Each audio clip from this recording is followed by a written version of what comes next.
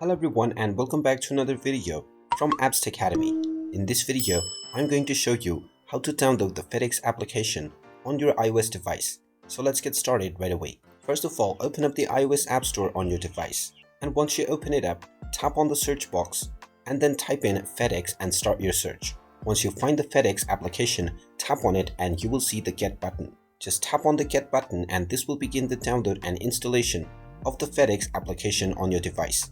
Just wait for a while until the installation is completed, and when you see the open button, you can tap on it to open up the Fedex app. And now you can continue with signing up to create a new account or log in to your existing one in order to start using Fedex right away. And there you have it. That is how easy it is to download and install the Fedex application on your iOS device.